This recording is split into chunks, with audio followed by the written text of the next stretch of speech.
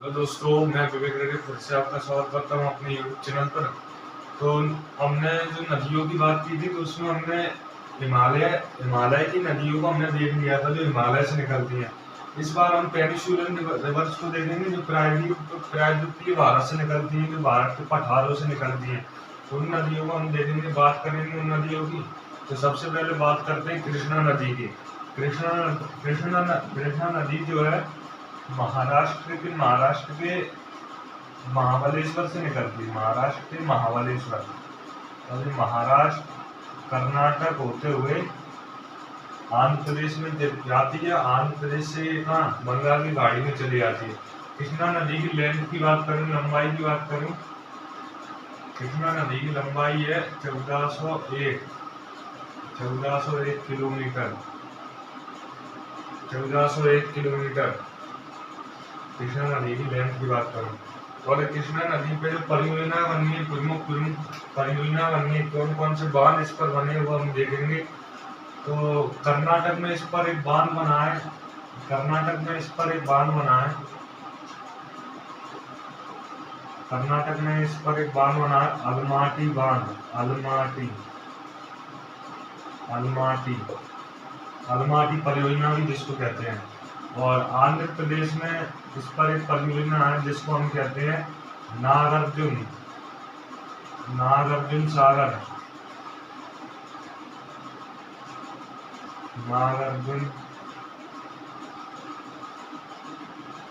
नागार्जुन सागर सबसे इम्पोर्टेंट है। नागार्जुन सागर परियोजना कृष्णा नदी की जो सहायक नदियां हैं जो इसमें आकर मिलती हैं, हम वो देखते हैं। तो इसकी सहायक नदियां हैं मालप्रभा, घाटप्रभा, भीमा, मूसी और तुंगभद्रा। मालप्रभा, घाटप्रभा, भीमा, मूसी, तुंगभद्रा। मालप्रभा घाटप्रभा,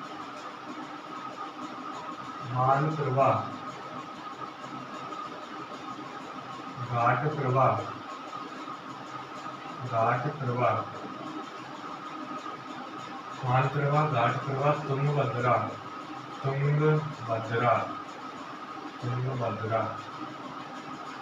भीमा, मूसी, मार्कर सही से चल नहीं रहा, इसको देखता हूँ, ये सही से चल रहा है, ये सही चल रहा है। मालप्रभा, घाटप्रभा, भीमा, मूसी, तुंगभद्रा जो सबसे लंबी सहायक नदी है कृष्णा नदी की। और तुंगभद्रा नदी जो है दो नदियों से मिलकर बनती है, तुंगा और भद्रा से। कृष्णा नदी हमने देख ली। कृष्णा नदी जो है 3 राज्यों से बहती है। कृष्णा नदी महाराष्ट्र में एक जगह महाबलेश्वर से निकलती है और कर्नाटक में जाती है। कर्नाटक के बाद आंध्र प्रदेश में जाती है। और ये जो नदी है डेल्टा बनाती है, डेल्टा का निर्माण करती है। और जो दक्षिण भारत की एक और जो नदी है, प्रमुख नदी है, उसको हम देखेंगे कावेरी नदी। कावेरी नदी की बात करूँ कि कर्नाटक में एक जगह है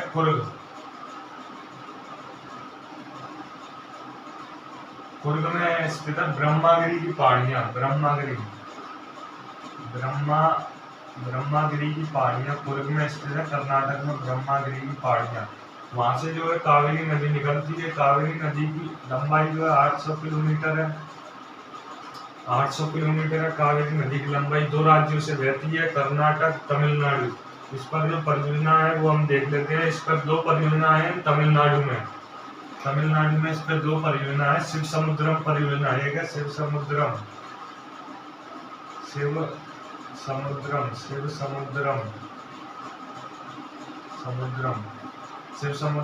और शिव समुद्रम जलप्रपात भी है। शिव समुद्रम जलप्रपात और शिव समुद्रम परियोजना तमिलनाडु में। और एक है शिव समुद्रम, एक कौन सी है, शिव समुद्रम के बाद है कावेरी नदी पर परियोजना शिव समुद्रम। और एक और आती है शिव समुद्रम है और एक और है मेटूर। मेटूर परियोजना, मेटूर बांध और शिवसमुद्रम बांध तमिलनाडु पर बने कावेरी नदी पर। और मैं आपको एक बात बता दूं कि दक्षिण गर्मियों में मानसून आता है। अगर आपने मानसून पढ़ा होगा तो गर्मियों में मानसून आता है इधर से दक्षिण दक्षिण पश्चिम का मानसून, इसे हम कहते हैं दक्षिण पश्चिम का मानसून। तो ये कहाँ पर आता है? तमिलनाडु में आता है। केरल और तमिलनाडु नहीं, केरल और कर्नाटक में आता है। तो कर्नाटक में कौन सी नदी है? कावेरी नदी। तो कावेरी नदी में पानी आएगा कि नहीं आएगा? आएगा बिल्कुल। और क्या आएगा? उत्तर पूर्व का मानसून आता है सर्दियों में इधर से। और ये कहाँ पर आता है? ये तमिलनाडु में आता है, उत्तर पूर्व का मानसून तमिलनाडु में। तो बरसात होगी, पानी आएगा किसमें? कावेरी नदी में। कावेरी नदी की लंबाई मैंने बता दी थी 800 किलोमीटर है कावेरी नदी की लंबाई। और कावेरी नदी जो है 3 नदियों से मिलकर बनती है। ऐसे तीन धाराएं हैं जो मिलकर कावेरी नदी बनाती हैं। ऐसे ब्रह्मागिरी से 3 धाराएं निकलती हैं, कावेरी नदी बनाती है। तो ये एक आइलैंड का निर्माण करती है जिसको कहते हैं श्रीरंगपट्टनम। कर्नाटक में है श्रीरंगपट्टनम एक आइलैंड है कर्नाटक में, जो इसका निर्माण करती है कावेरी नदी। और जो सबसे बड़ा नदी द्वीप, सबसे बड़ा रिवर आइलैंड जो नदी बनाती है विश्व में, वो है ब्रह्मपुत्र, जो आसाम में बनाती है। आसाम में कई द्वीपों का निर्माण करती है ब्रह्मपुत्र नदी। और कावेरी नदी की अगर मैं सहायक नदियों की बात करूं तो चरमावती, अर्मावती, ये जो है इसकी सहायक नदी है कावेरी नदी की। अब बात करते हैं ये महानदी की। महान है जो नदी,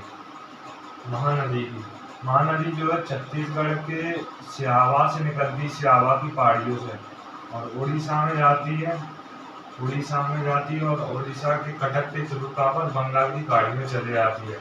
महानदी जो है छत्तीसगढ़ के सियावा से निकलती है। महानदी की लंबाई है 865 किलोमीटर।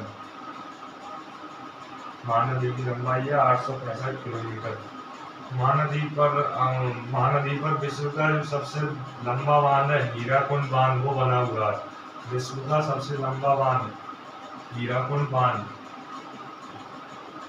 हीराकुंड ये कहाँ पर है? उड़ीसा में हीराकुंड परियोजना। और उड़ीसा में एक और परियोजना है महानदी पर, कौन सी है? तिरकपाड़ा परियोजना, तिरकपाड़ा। और ये महानदी जो एक मैदान का निर्माण करती है जिसको कहते हैं उत्कल का मैदान।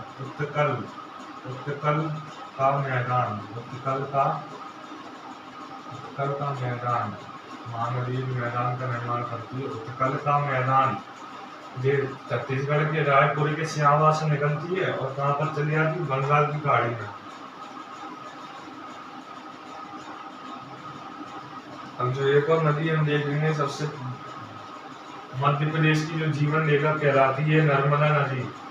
नर्मदा नदी जो है अमरकंटक से निकलती है और जैसे महाराष्ट्र गुजरात होते हुए अरब सागर में मिल जाती है।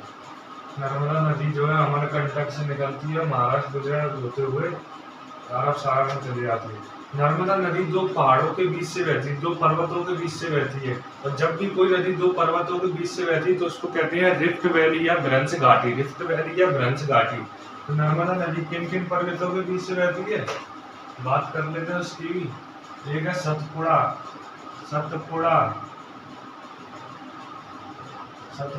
और एक है विंध्याचल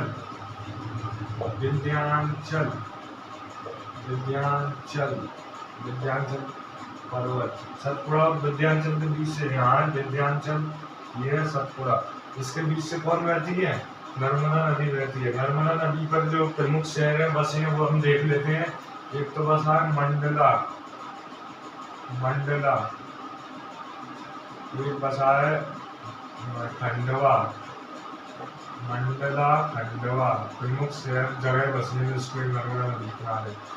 महेश्वर, हरियाणा में महेश्वर,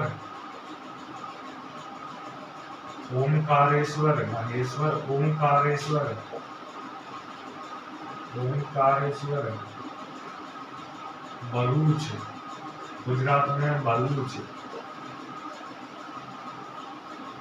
भरूच नर्मदा नदी की जो लंबाई है वो 1375 किलोमीटर, 1375 किलोमीटर। होशंगाबाद, होशंगाबाद है, होशंगाबाद बसा हुआ है नर्मदा के किनारे, होशंगाबाद। और होशंगाबाद में एक प्रमुख नदी आकर मिलती है जिसको कहते हैं तवा नदी। नर्मदा में होशंगाबाद में एक प्रमुख नदी आकर मिलती है जिसको कहते हैं तवा नदी। तो ये तवा नदी जो है होशंगाबाद में एक जगह है पचमढ़ी, पचमढ़ी के महादेव पर्वत से निकलती है तवा नदी। और नर्मदा पर कौन कौन सी परियोजना है वो हम देख लेते हैं। इंदिरा सागर परियोजना,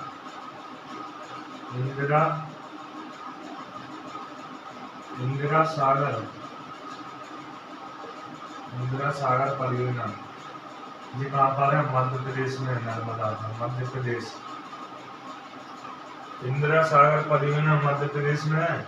और सरदार सरोवर परियोजना, सरदार सरोवर डैम, सरदार सरोवर ये कहाँ पर है? गुजरात में। और इस सरदार सरोवर बांध से राजस्थान को भी पानी प्राप्त होता है, गुजरात और महाराष्ट्र और मध्य प्रदेश को भी पानी प्राप्त होता है। और आपको पता होगा कि सरदार सरोवर डैम के पास ही क्या है, जो भारत के लौह पुरुष हैं सरदार वल्लभ भाई पटेल, उनकी मूर्ति लगी हुई है। विश्व की सबसे ऊंची मूर्ति है सरदार वल्लभ भाई पटेल की, 182 मीटर, 182 मीटर ऊंची है, 182 मीटर। अब नर्मदा नदी जो है कौन कौन सी जलप्रपात बनाती है उसको हम देख लेते हैं। नर्मदा नदी कौन कौन से जलप्रपात बनाती है? तो ये निकलती है अमरकंटक, अमरकंटक से निकलती है। तो 1 किलोमीटर आगे जाकर ये जलप्रपात बनाती है जिसको कहते हैं दुगधधारा,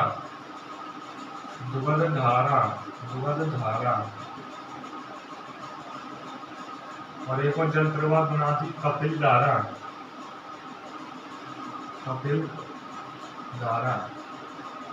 जलप्रपात या वाटरफॉल आप समझते ही होंगे कि ये पर्वत, जब ये इस पर्वत से कोई नदी नीचे गिरेगी ऐसे तो क्या बनाएगी? जलप्रपात बनाएगी। जब माउंटेन से कोई नदी नीचे गिरती है पर्वत से, तो पहाड़ी से, तो क्या बनाती है? जलप्रपात बनाती है। ठीक है, कपिलधारा। और जबलपुर में एक जो जलप्रपात है वो बहुत फेमस है। कई बार क्वेश्चन आता है कि धुआंधार जलप्रपात कहाँ पर है और किस नदी पर है? तो धुआंधार जलप्रपात जो है जबलपुर में है, जबलपुर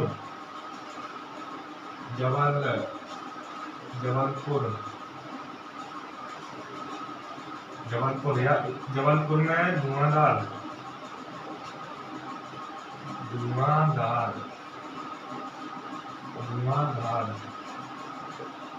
इसी को कहते हैं बेड़ाघाट,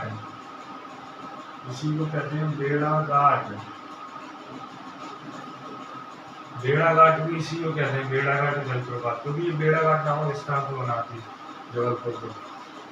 अब देख लेते हैं खंडवा के बड़वा में जो 2 जलप्रपात बनाती है, खंडवा के बड़वा में 2 जलप्रपात बनाती है ये नदी। खंडवा के बड़वा में 2 जलप्रपात बनाती है, दर्दी जलप्रपात और मंदार जलप्रपात, दर्दी जलप्रपात और मंदार जलप्रपात। दर्दी और मंदार ये तो बहुत ही कम चलने लगा है यार।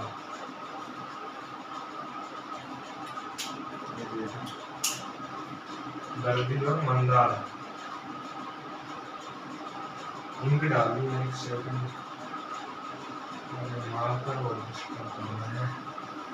और खरगोन में एक जलप्रपात बनाती है जिसको कहते हैं सहस्त्रधारा। खरगोन के महेश्वर में एक जलप्रपात बनाती है जिसको कहते हैं सहस्त्रधारा। तो नर्मदा की सहायक नदी की बात करूं तो तवा और दूध गंगा इसकी प्रमुख सहायक नदियां हैं। और जी गुजरात के भरूच में जाकर कहाँ पर मिल जाती है? अरब सागर में। नर्मदा नदी जो है एस्टुरी का निर्माण करती है। एस्टुरी को हिंदी में क्या कहते हैं? ज्वार नदमुख, ज्वार नदमुख। एस्चुरी, एस्चुरी क्या होती है? जब नदी का मीठा पानी समुद्र के खारे पानी से मिलता है ना, तो उस जिस स्थान पर वह मिलता है तो उसको कहते हैं एस्चुरी। एस्चुरी। हम दूसरी नदी की बात कर लेते हैं जो जो मध्य प्रदेश से निकलती है। मध्य प्रदेश के बैतूल से एक नदी निकलती है, और ये महाराष्ट्र में चली जाती है। बैतूल से एक नदी, मध्य प्रदेश के बैतूल की मुल्ताई से एक नदी निकलती है जो महाराष्ट्र में चली जाती है। ये जो नदी है, मैं बात कर रहा हूँ तापी, तापी नदी, तापी नदी की मैं बात कर रहा हूँ। ये नदी भी ग्रंथ घाटी से बहती है, दो पर्वतों के बीच से बहती है। एक जो पर्वत है इसको कहते हैं सतपुड़ा, और एक जो नीचे इसको कहते हैं अजंता। सतपुड़ा और अजंता के बीच से बहती है तापी, और ये नदी भी एस्चुरी बनाती है। तापी नदी भी एस्चुरी बनाती है।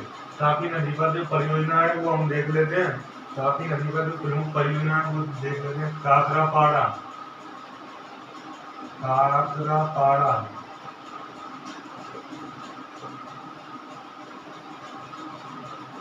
उकाई, काकरापाड़ा उकाई, काकरापाड़ा उकाई परियोजना किस नदी पर स्थित है? तापी नदी पर है। और तापी नदी पर एक प्रमुख शहर स्थित है, ये भी गुजरात में है। ये दोनों परियोजना गुजरात में, काकरापाड़ा और उकाई। तापी नदी पर एक प्रमुख शहर स्थित है गुजरात का, जिसका नाम है सूरत। तापी नदी के तट पर बसा है सूरत। सूरत। तो बात कर ली हमने तापी नदी की। अब हम देखेंगे एक और जो नदी है, कर्नाटक में एक नदी आती है शरावती नदी।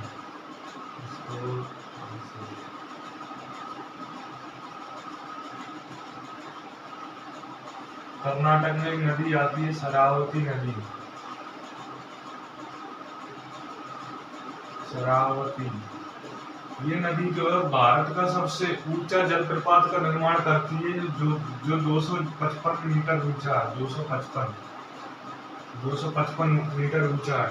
और उस जलप्रपात का नाम क्या है? जोग, जोग या गरसोपा, जोग या गरसोपा। इसी को कहते हैं क्या? Mahatma Gandhi, Mahatma Gandhi, Mahatma Gandhi, Mahatma Gandhi waterfall, Mahatma Gandhi waterfall. इसी को क्या कहते हैं? महात्मा गांधी वाटरफॉल। केरल में दो नदी आती है, पेरियार और भारतपुंजा। ये पेरियार और भारतपुंजा। भारतपुंजा जो नदी है वो केरल के अन्नामलाई से निकलती है। अन्नामलाई। और पेरियार जो नदी है, पेरियार भी अन्नामलाई से निकलती है। केरल की जो सबसे लंबी नदी है वो है पेरियार। पेरियार, पेरियार केरल की सबसे लंबी नदी है, पेरियार। अब एक नदी की बात कर लेते हैं जो इम्पोर्टेंट है काफी।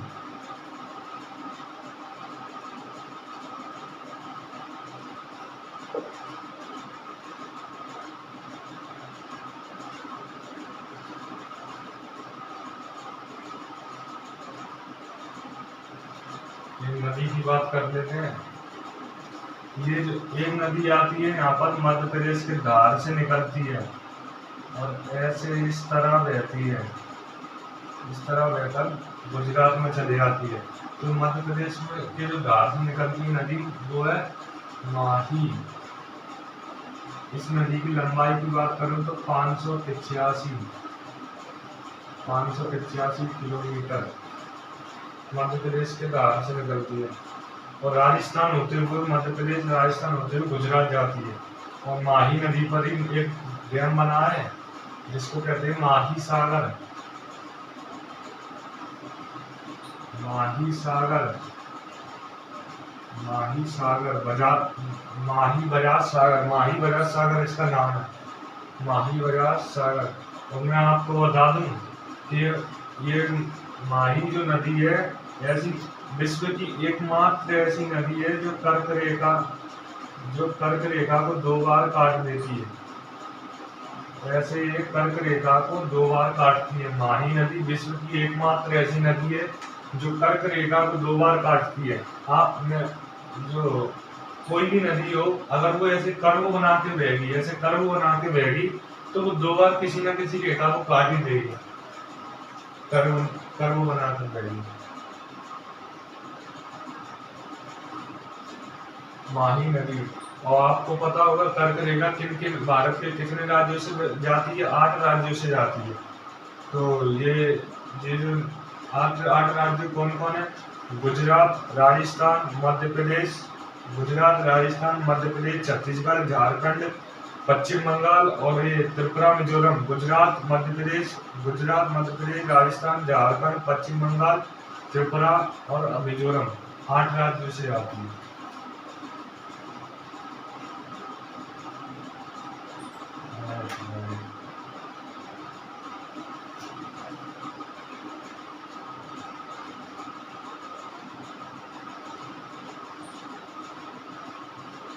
माही नदी की भी बात हो गई है।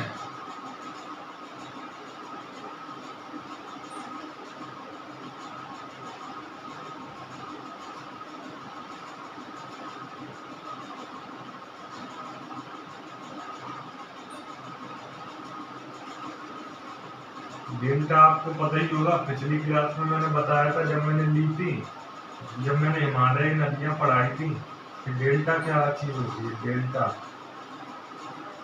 मैं थोड़ा पानी पी लूं।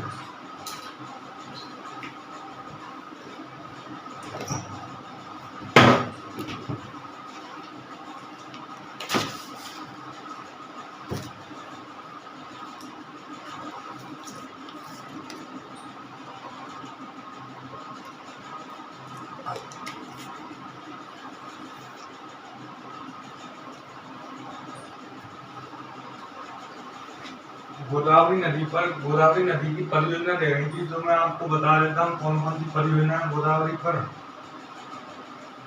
पोलावरम, एनीकट, एनीकट बांध, पोलावरम, एनीकट, कालेश्वरम। बहुत ही कम चल रहा है, मारकर डालना पड़ेगी। चलो आप ऐसे सुन लो, पोलावरम, कालेश्वरम, एनीकट। तो आज की क्लासों में हमने प्रायद्वीपीय भारत की नदियां देखी। तो अगर वीडियो अच्छी लगी हो तो लाइक, शेयर और सब्सक्राइब कर देना। Thank you.